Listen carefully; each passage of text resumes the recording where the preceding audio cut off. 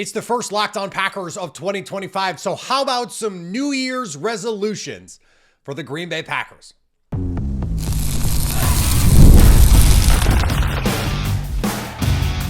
You are Locked On Packers, your daily Green Bay Packers podcast. Part of the Locked On Podcast Network, your team every day.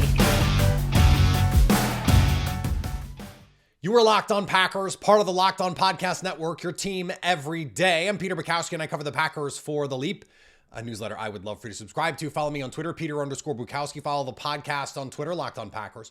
Like us on Facebook. Subscribe to the podcast to iTunes, Spotify, Google Podcasts, wherever you find podcasts, you will find Locked On Packers, the number one Packers podcast on the internet. And the show for fans who know what happened, they want to know why and how. Thanks to everyone who makes Locked On Packers their first listen every day. We hope you like starting your day with us as much as we like starting our day with you. Today's episode brought to you by our friends at FanDuel. New customers can get a $5 bet that if you hit, $250 in bonus bets into your pocket if you win that bet. Visit FanDuel.com to get started. Happy New Year to everybody, including the Green Bay Packers, who get set to play the Chicago Bears on Sunday afternoon before they face, likely, the Philadelphia Eagles in the first round of the playoffs. And I thought it was a fitting time to look at this Packers team, the things that they need to accomplish, the things that they might want to improve upon, that the season gave us a good hook for this. New Year's resolutions. Now let's hope the Packers keep some of these resolutions past where most of us keep our resolutions.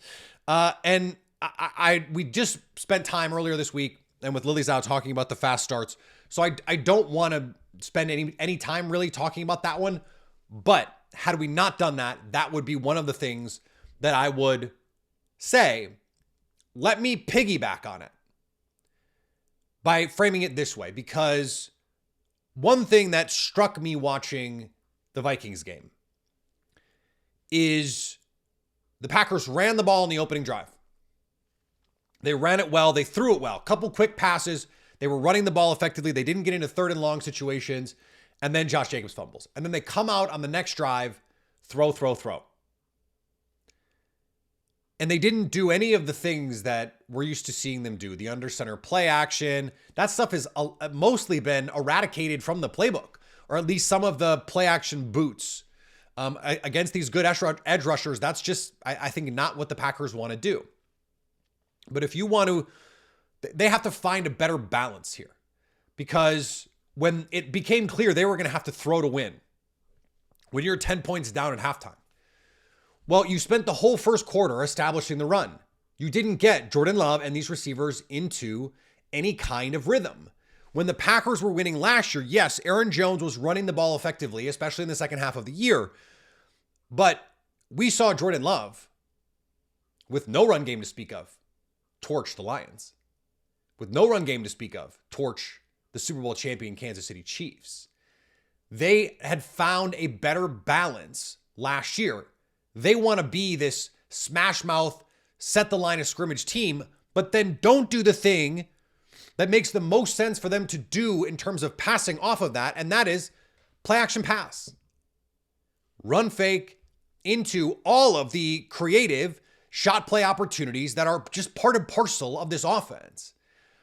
And the Packers right now, Jordan Love, it is crazy to me that with as much as they, and as successfully as, because look, when the Packers run offense was not as good last year, as not as good in 2022, even 2021, I understood to a point the Packers saying, look, we're not running the ball well, so let's not play action. I think that's faulty, because we know, statistically speaking, historically speaking, you don't need to play action, or you don't need to run well to play action well. But when you're running the ball well, there's no excuse for not getting into your play action game. This has been a top 5 rushing offense the entire season. Jordan Love is 16th in play action rate. Jared Goff is number 1. I went back and watched some of the tape, and I'm like, why is so much of the passing game in the first quarter on hard mode? No underneath options, no quick game. It's all 5, 7 step and let's wait for all this stuff to come open while you're getting blitzed. Guys aren't picking up stunts. It just is not a recipe for success. Use the advantages that you're creating in the run game to your advantage in the passing game. The Packers have to find a better balance here. Even if it's more RPO, where Jordan Love is getting to make either a pre-snap or a mid-snap decision, these post-snap RPOs, which we haven't really seen be a part of this offense very often. I would love for them to throw that out. Make these linebackers play. I don't know why the play, I know what Matt LaFleur has said about not wanting and I wrote about it today for The Leap, a newsletter I would love for you to subscribe to. But the idea of not wanting the tight ends to have to block defensive ends, I get that. And especially in this NFC, although against the Lions, like unless it's Zadarius Smith, who cares?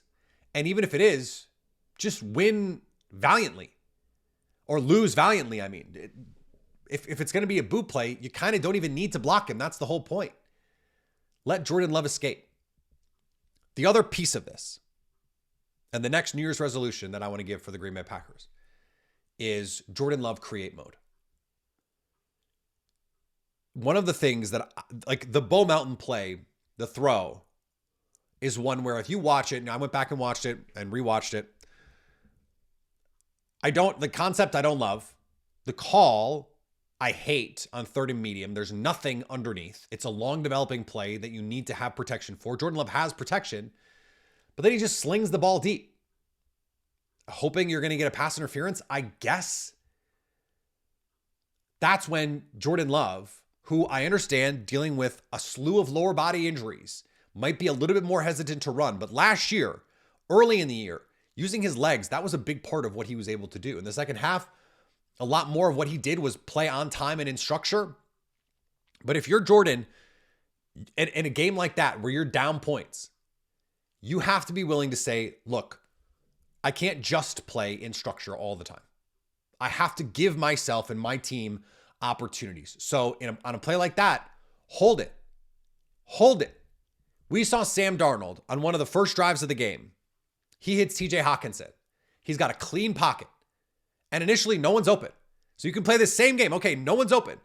But rather than just huck it deep, he waits. And he waits. And he waits. And finally, TJ Hawkinson uncovers. Now, the difference is they had multiple underneath routes that were able to uncover.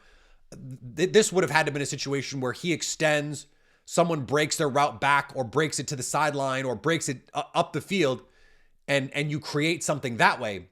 But those plays can be in this offense. Now, there was a time when the Aaron Rodgers offense was only that. And that was problematic for this Packers team because that was the only way that they could really find anything offensively. And that's just not going to work. So finding that balance of Jordan Love playing in structure and also embracing his playmaker abilities. I don't think Matt LaFleur has said, Jordan, chill out and don't run. I would be very surprised if that were in fact the case. But I can also understand Jordan wanting to play from the pocket and not wanting to fully risk his lower body. A little unsure, even at this late stage. I mean, I'm sure he's feeling good, but there's residual. How could there not be? He may not feel fully confident in the pocket moving until next year.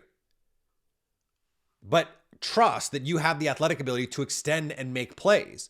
The problem was when he did extend, it was because it was someone in his lap like right away and he had to try and escape. This would have been a case, the example that I'm using, where he gets to the top of his drop, no one is open, he's got a clean pocket. So pat the ball, feel the rush, step up or escape out, and then see what you can do. He has the athleticism to make plays with his legs. He has the athleticism to escape the pocket, and we know he's got the arm talent to make throws on the run. He has to be willing to say, okay, in the flow of the offense, in the flow of this play, nothing is there. I can't force it. So let me see what I can do. Let me see how I can extend. Now, that interception that he threw against the 49ers in the playoffs, that was him extending and then forcing. So he did the right thing by extending the play, but what he should have done, it was first down, is just throw the ball away. If no one's there, live to fight another down. And he could have done that. On the Bo Melton play, maybe he escapes. There's nothing there. A linebacker comes to fill and he doesn't have a running lane, so he just has to throw it out of bounds. That's fine. But at least you're giving yourself an opportunity. So when it comes to starting fast, there's two big things for me that I think the Packers can use to help them start fast. More play action and more Jordan Love, the playmaker. All right, more Packers New Year's resolutions when we get back here on Locked On Packers. The NFL playoffs are almost here, but it's not too late to get in on the regular season action with FanDuel, America's #1 sportsbook.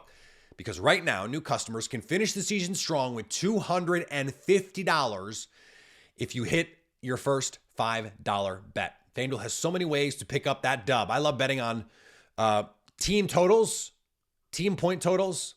I've been winning a lot with this lately, and saying, okay, are the Packers going to score 24 points this week? And you get to pick over or under. It's great.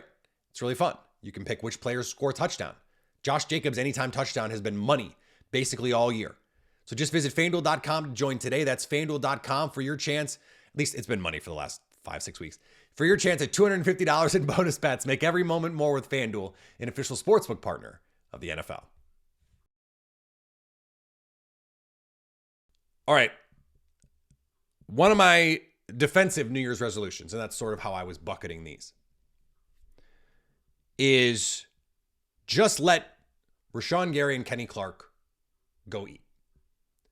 There was a clip our pal Luke Braun from Locked On Vikings posted, and I think is supposed to be a TE stunt where Rashawn Gary and Kenny Clark.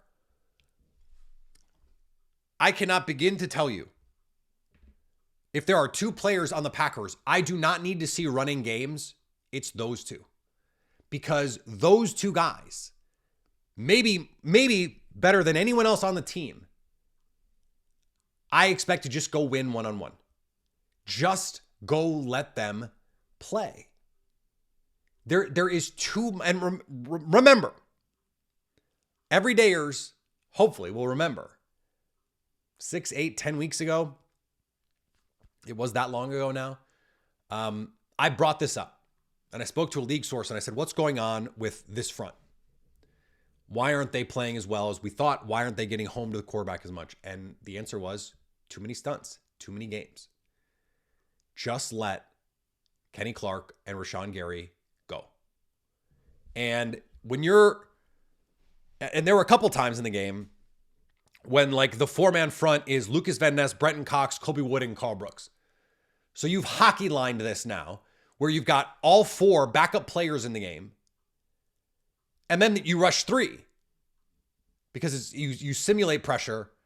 You show 6, you bring 3. Well, Sam Darnold has all day to throw and they're able to complete that because you're not only rushing 3, but you're rushing 3 backups. That's another thing that I would just like to see them stop doing. But you have to just, on 3rd and 8, Rashawn Gary and Kenny Clark have to be out there every single time.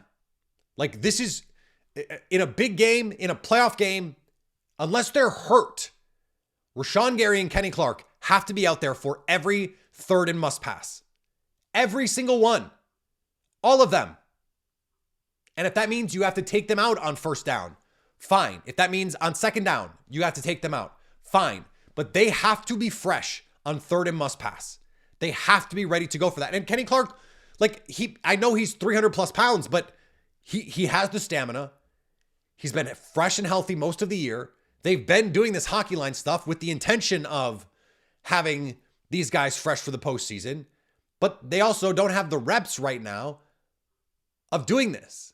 And against worse offensive lines like Seattle, like New Orleans, like Chicago probably this weekend, they're going to get home. They're going to get a bunch of sacks. They're going to get 6, 7 sacks on Sunday against Caleb Williams.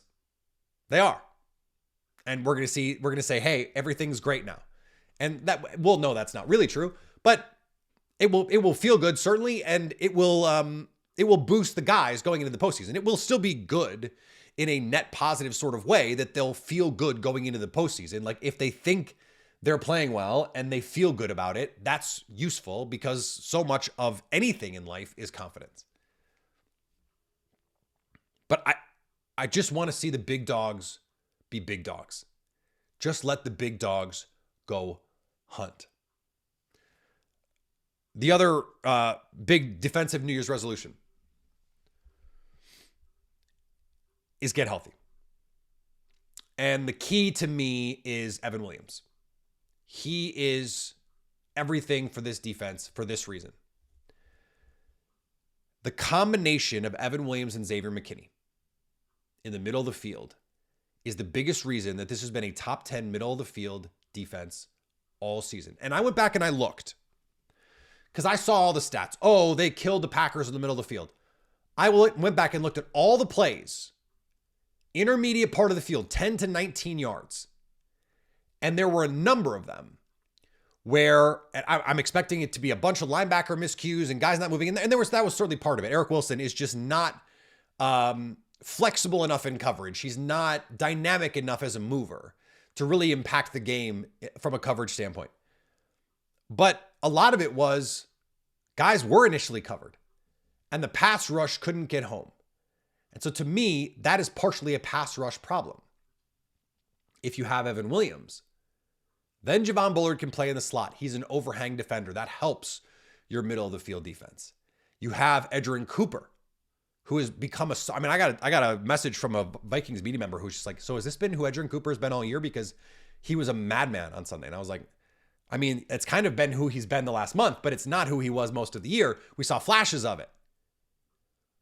But what Evan Williams does, and we've been talking about this all year, is that trickle-down effect of letting Javon Bullard, who has not been a world beater in the slot by any means, but is their best overhang defender. It allows Keyshawn Nixon to stay outside, where some of his athletic limitations are not as obvious. And then you have Carrington Valentine on the other side, who has clearly passed Eric Stokes. He played 100% of snaps on Sunday, and I thought played pretty well. Had the interception. He's become a playmaker the last couple of weeks. That's locked into the best version of this team. This is a top 10 passing defense by DVOA. And it's not just the turnovers because they haven't been getting, gobs of turnovers lately. Even without Jair Alexander, who has not played most of the season. I don't know if we're going to see Jair Alexander play again. The Packers in the postseason may have to live without Jair Alexander. But if you can get Evan Williams back, and I think ideally if you can get Quay Walker back too, and now you have a little bit more dynamism in the middle of the field. You have your playmaker in Edgerrin Cooper. It makes it so much easier for Cooper to be that chess piece. I mean, he's flying around, making tackles for loss, backside, outside linebacker, off-ball linebacker, and he's making plays to the far hash in the backfield. The speed that he has is ridiculous. As a blitzer, not as effective against the Vikings, but against most teams, he's been effective. Well, if you have Quay Walker out there, the two of them, their athletic combined talents are pretty appealing. And then you could use Walker as a blitzer. You can use Cooper. You can use them both. You can line them both up in the A gap. And then you don't know what's happening, who's coming.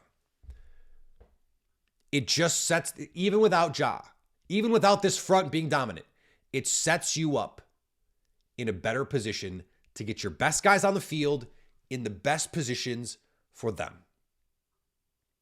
If you told me for the postseason that Evan Williams and Quay Walker were going to play, they were going to be your starting guys, I would feel really good about this defense.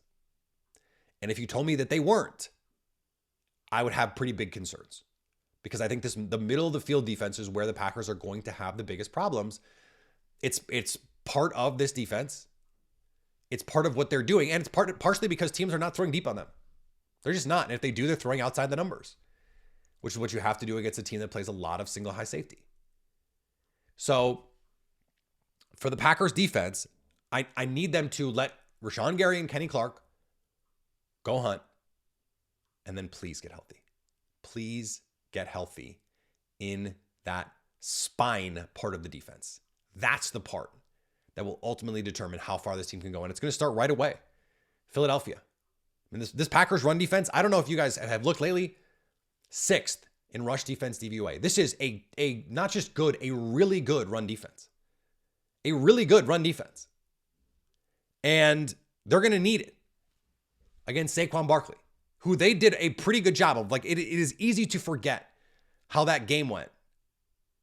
But the Packers created multiple turnovers in that game. They held Saquon Barkley until the very end, and Saquon did what Saquon has done to everybody all year.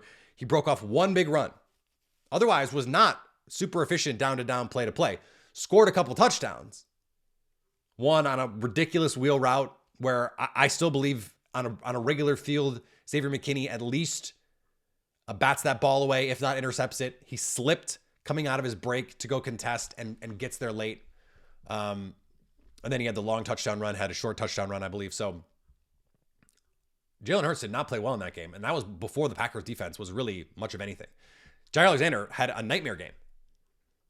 And the Packers were playing that contained rush. Like, I don't know if they're going to need the pass rush against the Philadelphia Eagles. They need to play disguise on the back end. They need to trick Jalen Hurts. They need to force Jalen Hurts to make good decisions. Because more often than not more often than not over the course of the game, he's going to make a couple bad ones. He's going to throw you a couple, or he's going to throw them where his guys are not, and you can get a defensive stop. Now, how about some Bears-specific New Year's resolutions? We'll do that on the first Locked On Packers of 2025 next. It's playoff time, and if you're like me, you want to make the most of these final weeks of football action. That's where PrizePicks comes in. If you love football and want a chance to win real money watching the game, PrizePicks is the place for you. It's the best place to turn your sports opinions into cash with daily fantasy player projections. With PrizePicks, you simply pick more or less on player stats like total passing yards or rushing touchdowns for a shot to win up to 1,000 times your money. You can make your picks in less than 60 seconds, and whether you're looking for a flex play to boost your payout or you want to cash out quickly, PrizePicks has got you covered.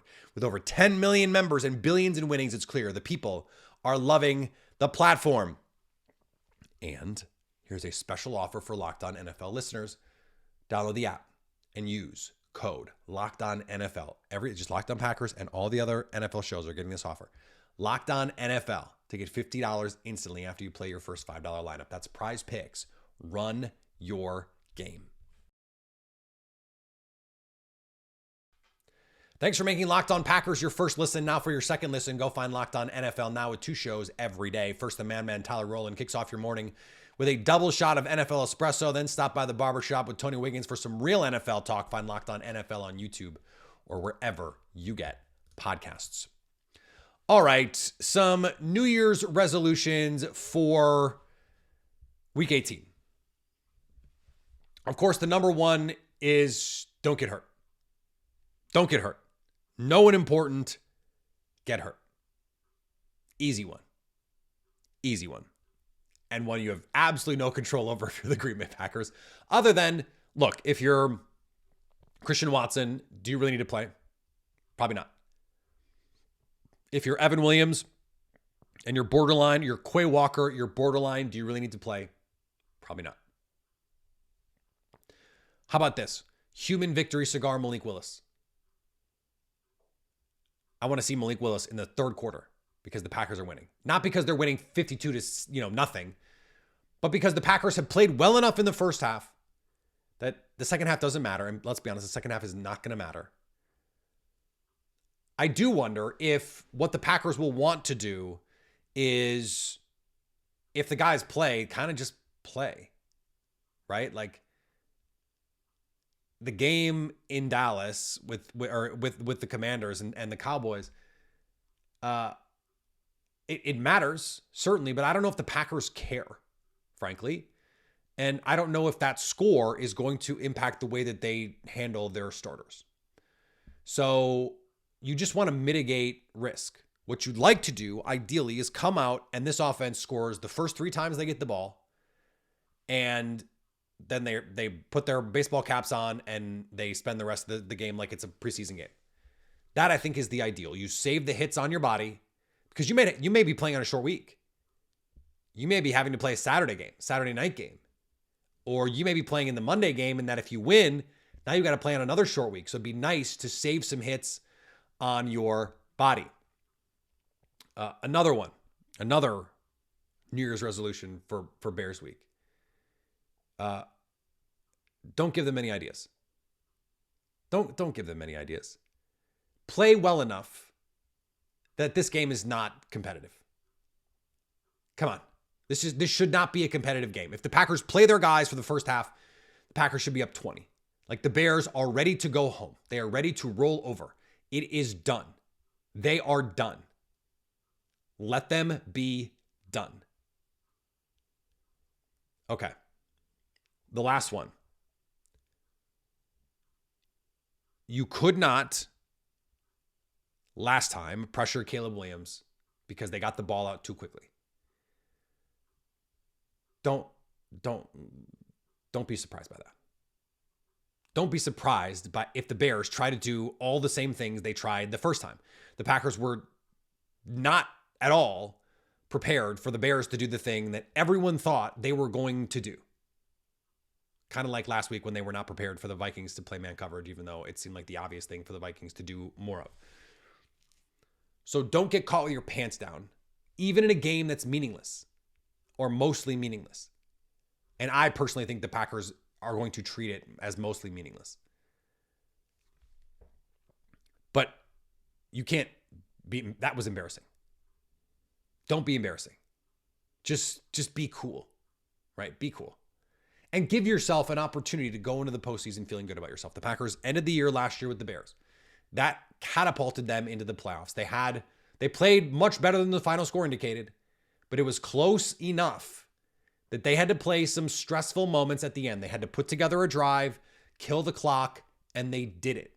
And it was a nice moment for Jordan Love, a nice moment, a huge, huge play to Tucker Kraft. You're going to tell me that wasn't something that helped carry over, that helped build confidence as they move forward? Give yourself the opportunity to do that, even if you're only going to play a half. Give yourself a couple drives that allow you, whether it's offensively or defensively, to come out going, hey, heading into the playoffs, we feel good about what this team is doing, how this team is playing, how this team is game planning, how this team is preparing. Bring the focus, bring the energy, and bring the pissed off attitude of going 0-5 against the teams above you in the NFC playoff race that you faced, of getting swept by the Lions and the Vikings. Bring some pissed off energy. Channel it and beat the crap out of the Chicago Bears. Prove that in 2025, the Bears still suck. All right, back tomorrow, crossover Thursday, and then we'll get at you with a Friday show to get you set for Packers Bears to close out the 2024 regular season, even though it will be the year of our Lord, 2025. Follow me on all the social medias, Peter_Bukowski. Follow the podcast on all the social medias, plus TikTok, Locked On Packers. Subscribe on YouTube, subscribe wherever you find podcasts to this show. Rate, review, really does help. Give us some feedback. That would be awesome. And come hang out with us live after the Bears game so you can stay Locked On Packers.